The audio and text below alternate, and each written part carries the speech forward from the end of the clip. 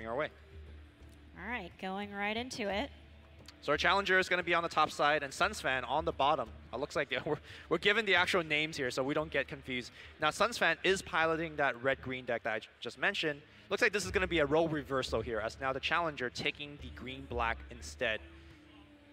Yep, and we do see that Payday in hand already for our challenger, which I think we've all agreed is a very good card to have early on once you want to, Sure. double your income immediately. Yeah. And not only that, he has Payday plus the Ironfall Gold Mine, which is how you want to start just generating a little bit of gold and then start doubling it once you're hitting about 10, 12, 13, that kind of range. Yep, and that 3 gold comes after the combat phase, which is when you see all of those heroes and units attack each other. So yep. Right now, well, we're in what's called the action phase, and there was the combat phase. There you go. Looks like both deck has really slow starts, not many aggressive moves. Keep in mind the last time when we saw Sunsfan play, we saw a very early Miss of Avernus, like we saw a very early Salamania's Favor. Currently, our challenger does not have those cards in hand. And likewise, Sunsfan doesn't really have those early creeps. The Bronze Legionnaire, really excellent turn 1 play. Yeah, actually, we see in our challenger's hand, he has all black cards right now. And with the board looking as it is, he couldn't play anything in those first 2 lanes since he had green heroes. You know, Fosh, one of my favorite part about Artifact is that you draw 2 cards a turn instead of more traditional card game where you draw 1. And when you have an opening hand, you're like, oh, I can't play any of this. But you do draw 2, so you draw out of bad hands relatively quickly. So that's true, and that 2 cards is also kind of like going in turn with the pace of the game. You want to essentially win 2 lanes as your strategy. Sure, sure. So you want to ideally play like 1 card per lane or something like that. Yeah, you might have 3 lanes to play in, but the common resource is you just have 1 hand of cards. So you have to be really smart and how to divvy up that resource properly. Yep, and we were talking about it last night too, but one thing that I would love to see more from our challengers, or all of you as you are playing, is to just take the time to zoom out of the board and look beyond the lane that you're seeing. So when you first start the game, you'll be thrown right into lane 1. But if you double click on the board, or if you just zoom out with the mouse key over here, you can actually see the entire board and then make your decisions on where you want to place cards like that. Okay, so there is duel available in the hand of Sunsfan, and he could technically take down Rix. But not worth. But not worth. Very low value. I mean, you kill a hero, he's going to come back instantly. And you're pushing for 2 extra damage. Yeah, particularly for Rix here. We saw in that last round, Sunsfan had already had Duel and already chose not to use it in that turn. Yep. And I think that's going to be the same decision here. Duel is such a high value card that can take out an ability to just use any cards. So. Okay, interesting choice here to put the Salamania's Favor in the active lane. Had he put it downstream, then there would be 6 mana available to cast things like Double No Accident or Coup de Grace. And next round, Steam Cannons, yeah. Exactly, you can put down the Steam Cannons.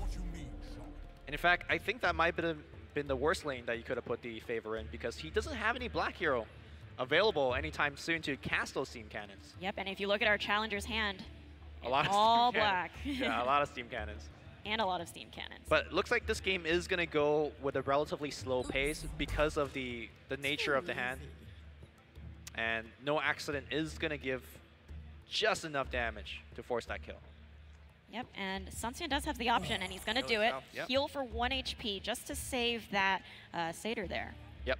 And so that effectively, kind of just foiled our challenger's plans to take down that hero.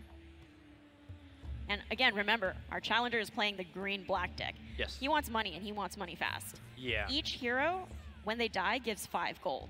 Each creep gives 1 gold. And so denying that 5 gold and giving the challenger a current amount of 10 gold stops a 20 gold payday. Yep. So now the challenger just for 10 is forced to just, That would have been a payday for 20 instead. That would, like, such a big difference.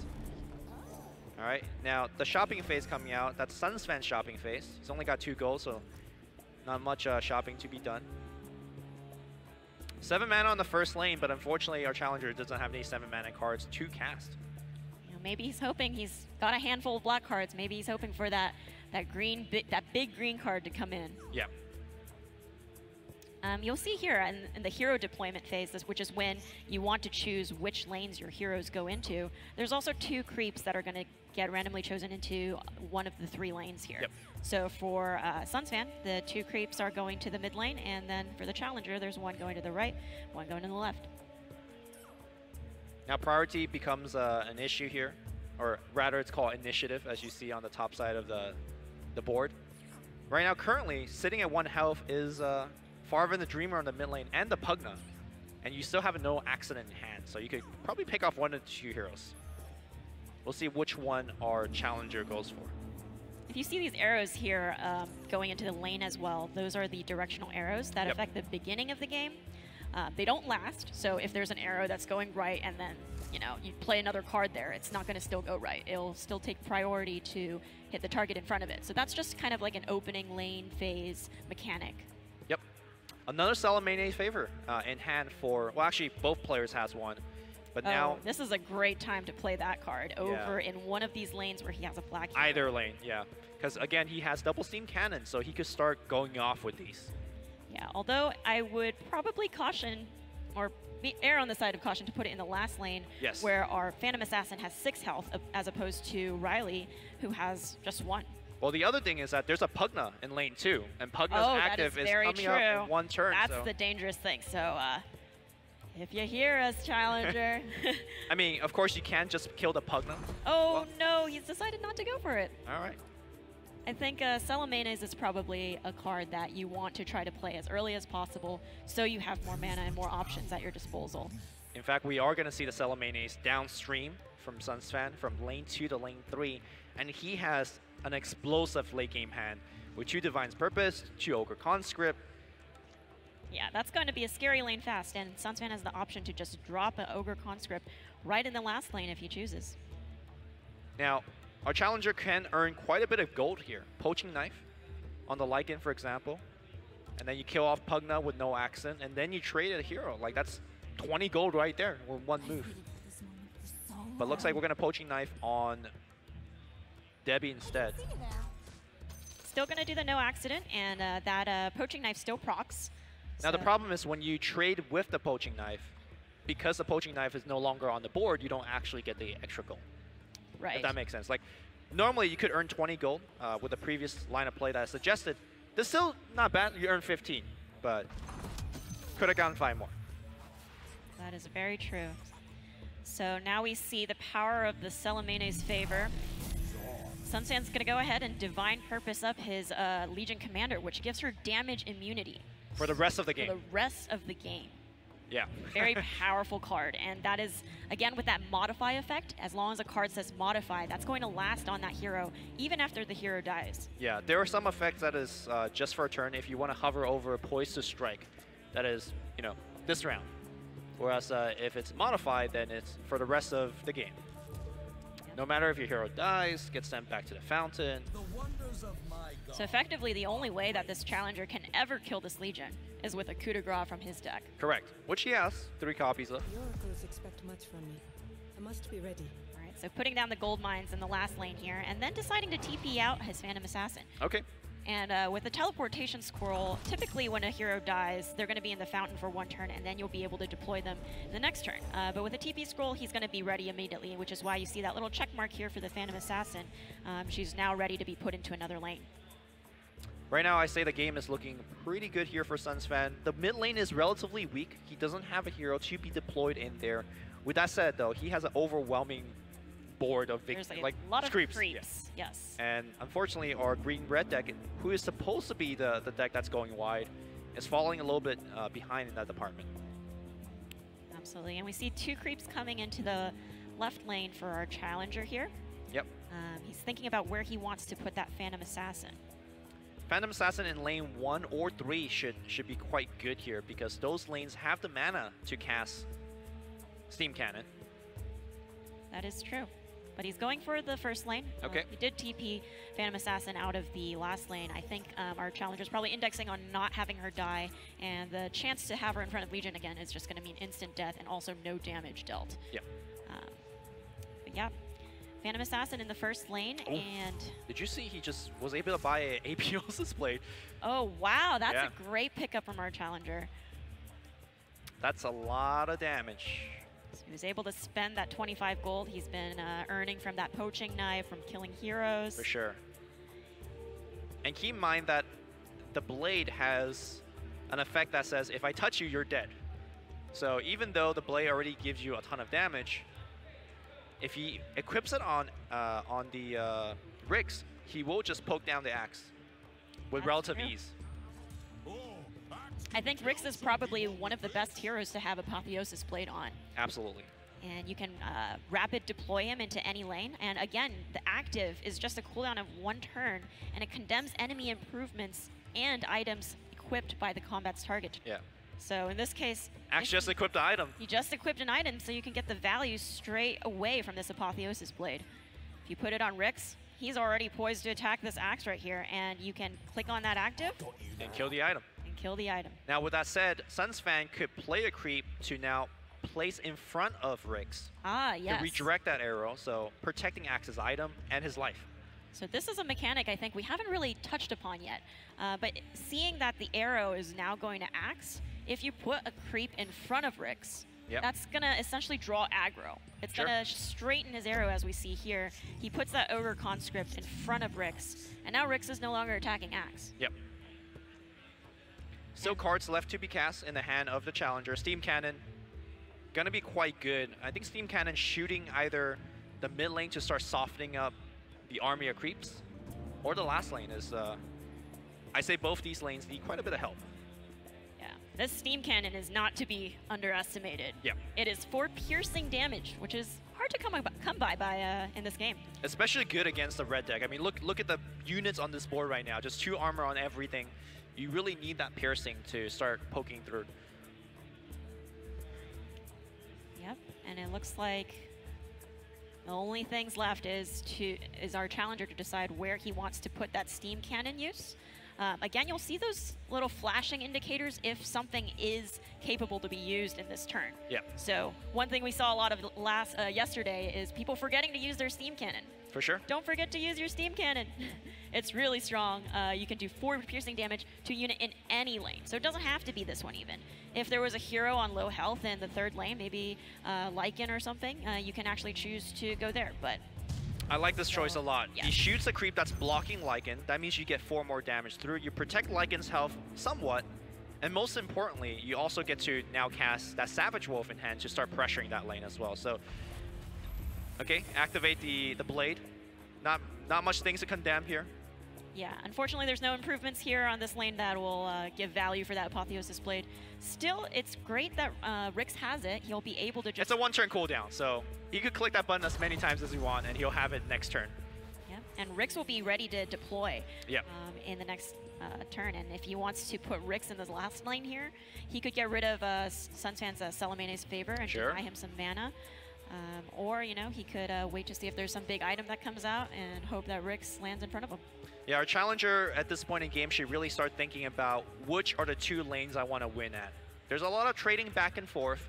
I think lane 1 is looking like... It's looking pretty good. Yeah, You're going to be doing 8 damage to the tower next turn. Yep. Health's only at 15 for Sunsfan, so that's probably a solid choice for one lane that he wants to win. For sure.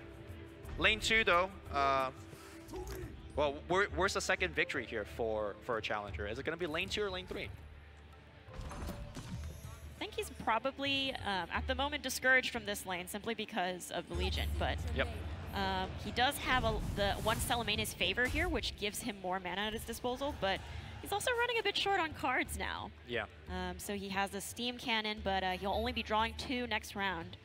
Looks like we're going to see a huge push here from Sunsfan, dueling to kill the Chen, and I think he's looking to set up an Ogre Conscript to push a large amount of damage, or he could start casting Netherward to the other lanes to pressure.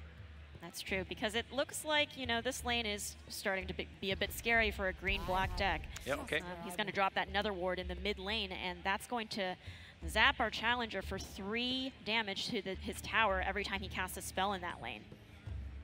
All right. Poke for 12. Good place to start. That's a very strong poke. That's like a jab. But that improvement, just wanted to highlight that again. Improvements can be played from the lane to any other lane. Correct. So, and you'll see that as well with the little arrows on the side of that card there. So you see that the Steam Cannon, as long as you have a black hero in that lane, you can place this in your 2nd or 3rd lane and kind of just choose wherever you think it will be most effective. Yeah, and I think the fact that our challenger has really not done that, I think he has missed that mechanic, which honestly, it's very easy to miss. Because normally, you only cast card in the lane that you're at, and Improvement is the exception to the rule. Earlier, he was casting the Salamania Invader in the same lane that he was in, so really losing a lot of value of what that card can provide, thanks to the fact that it's an improvement. Salamame's flavor. Flavor and favor. Mayonnaise flavor. Yeah, that card is very strong, especially early, and you want to ideally cast it into another lane where you can then make effective use of all that mana. Yeah. Otherwise, if you cast it in the same lane, you'll only get the 2 extra mana it gives, and at that point, you know, it's just like, do you want to play a 2 mana card? Whereas in the next lane, you can play a 7 mana card. So. Okay, looks like we're not going to add any more heroes to the left lane. And honestly, that axe is so beefy that he could just duel the PA if he wants that kill. Although I'm not sure if that's the best overall play here for Sunsfan. Sunsfan still has a lot of creeps in hand. He could drop things like Ogre Conscript, Mercenary Exile, and just start pushing for damage. Yeah, although he doesn't have any gold to buff the Mercenary Exiles at this point, yep. I think he wants to just start chipping. This might be a lane that he's looking to win if he has, in this turn, gotten the 2 lucky melee creeps coming to support him in the mid lane. Yep. Oh, sorry, the first lane. Also, I mean, again, this is going back to the point I made earlier. You have 1 hand, and you have 3 lanes to play those cards. So is it better for him to just say, look, this lane, I'm still looking good, pretty good right now. Should I now save that resource to push middle? Because middle is, I think, where Sunsfan could do that 32 damage.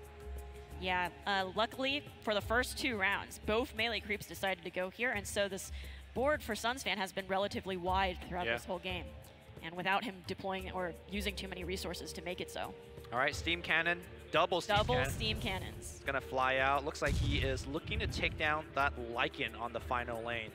A very expensive Steam Cannon use, but I mean, that's a power of this card. You get to affect boards across map. Across the map.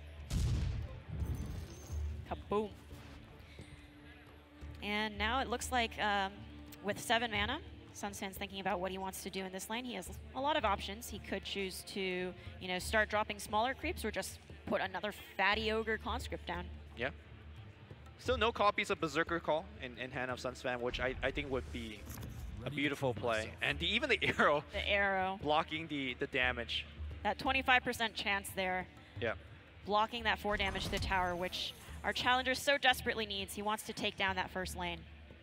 Duel will be excellent here to essentially cut off the color, but Sunsfan says, I'll save Duel for the final lane. As you can see, he has 2 heroes here. He has 7 mana. He could choose to play something in this deck. But Sunsfan decided to just hit that initiative and just get it for the last lane because he knows this is where he wants to use Duel or some other big card. Okay. So,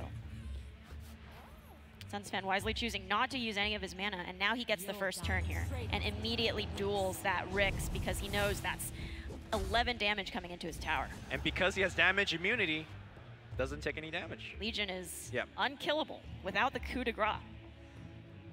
This is looking really rough here for our challenger as he is running very low in resource.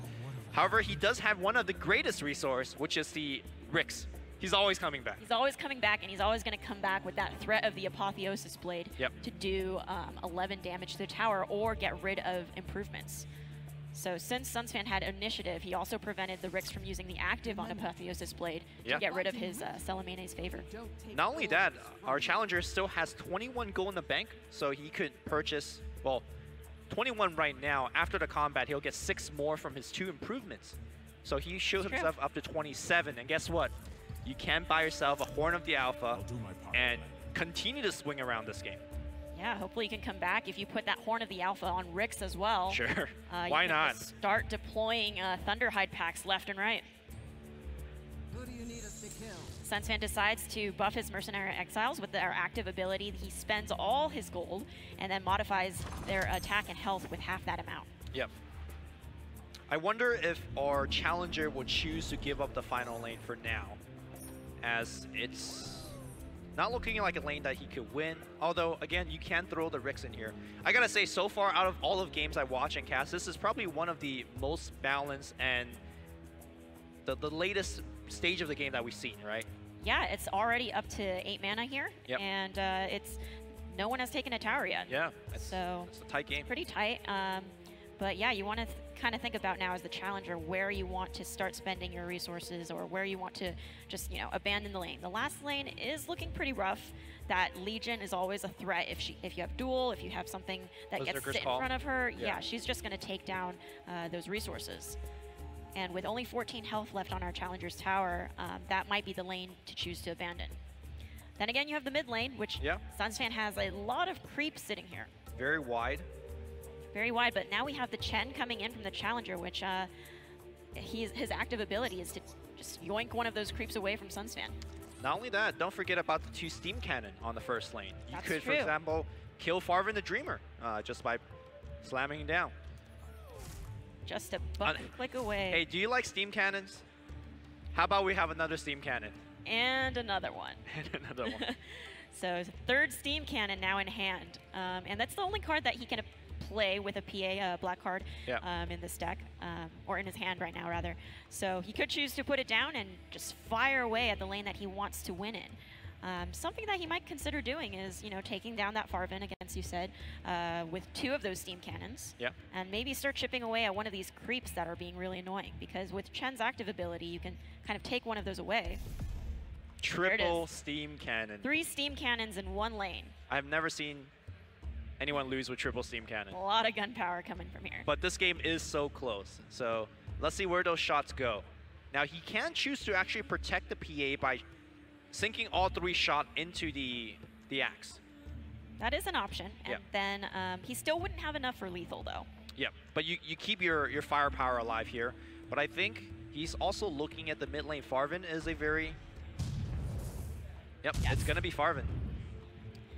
Farvin. Yeah, not like shooting the axe is also a very dangerous line of play, because if you look in the hand of Sunsfan, he's got a ton of items, right? So you could sink 2 shots in and he'd be like, oh, I heal my hero now. So exactly, and these are items that, just by the way, the players, since they can't see the cards, they will see that they have a gold border if they're gold an border, item. just items, So knowing that Sunsfan has potentially some consumables or items that could foil his plans with the steam cannons, it's a wise choice not to just shoot down axe with all 3. Okay, another shot available. He could start taking down some of these melee creeps that are blocking this way. Keep in mind that Chen could still actively steal one of the melee creeps. Or steal this this big tanking 0-8 creep right here. Sure. Gonna go for it. It's blocking 11 damage right now from Rix. Yeah. 5 more damage left. Yep. So our challenger just needs to hopefully keep a hero or this untested grunt and a creep alive, and he could win the first lane. So right now there's currently a bit of tension here for Sunsfan. He wants to play creeps to block. Yes. But if he plays a really high value creep, then it's going to get stolen. So we might see the players kind of do this little dance of passing back and forth. And I think that's one of the most intricate and fun part about Artifact. Exactly. If our challenger uses that Holy Persuasion right now to control an enemy creep, Sunsfan's going to feel really safe to just drop this big ogre conscript. So now you have this mind game where the challenger knows that Sunsfan knows that. So it's just like, which one is going to click the button first? Yes. Oh, okay. So here comes the big creep, and that is going to get absolutely yoinked. Yep. Press the button. There it is. Yep. Holy Persuasion to take that ogre conscript, and now it's going to be killing this this creep as well. Yeah. Also, don't forget about the active on the blade. You could actually take down that nether ward, as it is a improvement that you can destroy. Exactly. So you want to clicky this button right here too. And this doesn't matter if, like, you don't have to face the building or anything to take it down. You're always facing the building. You're always facing it, technically. Sure. So. Oh no, he takes 3 damage by applying a silence, which... At this point, the silence is not as useful. You see that Sunsfan already has only 2 mana left. Yeah. So anything you're silencing him for is only going to cost 2 or less. It's more that he took the 3 damage forecasting the silence, which might come to be relevant here. Right. His tower would be at 22 health right now, but it is now instead at 19. Okay, looks like the Blink Dagger is going to get equipped on that unkillable Legion. She's coming. She's coming to the other lanes. So she sees this lane as one. She's like, I don't need to be here anymore. I'm coming to the mid lane now. But by giving up this lane, it's not lethal just yet. Not yet. So Sunsfan's, playing a kind of a confident play right here, where he's hoping, with this Mercenary Exiles and the creeps, he's going to take down the tower eventually. And if the challenger wants to stop that, he's going to have to devote resources in that lane. Okay, let's see where the heroes go. And again, both players are putting their items blind. I'm looking over the shop and I see some amazing items that our challenger has the option to buy. Oh boy, there are some great items that you guys can't see right now, but I strongly encourage our challenger to buy get the Horn of the Alpha the item. Yeah. It's a real great item. All right, Horn of the Alpha has been purchased, and it's scary right now. It is really close. We got that first lane, one creep coming in each for both the challenger and the champion. Our challenger is going to think about putting Riley in. Okay. Okay. Oh. All right, we're not sure. Still thinking about it. We're not sure. He's considering putting Lycan in the first lane. I believe the action is all going to be happening in that mid lane, though, for us. I think he wants to make sure that he wins this turn. If he gets some unlucky arrow, technically both those melee creeps could block everything. Look at those right arrows. Oh boy, they're coming in hot. It looks sneaky, and I think with the Lycan being deployed here, that guarantees the kill. So I think he made the right choice. Yeah, for example, if he didn't put the Lycan there, this tower would not have died. So well, you could he did have three steam cannons. One of your many steam cannons. But now he gets to steam cannon in the middle lane, so it's about the same. So who does he want to poke down? He has 3 shots available. He can kill essentially any one hero. It's gonna be Lycan. I love this choice. Now it cuts off green from Sunsfan as well. That's true. So Sunsfan has 3 green cards. Let it rip. Just pound into Lycan over here from the first lane. He can't do anything about it. Yep. There's no healing this time. And Sunsfan has no heroes here, so he can't play any cards. So he has to just kind of watch his tower fall down. So that is more than enough damage to take down the tower. And like you said, all of the action is happening on that final lane. 11 damage again coming in from the Rixt.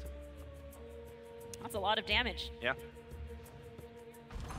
And the Nether Ward, just to remind everyone again, every time our challenger casts a spell, that's going to...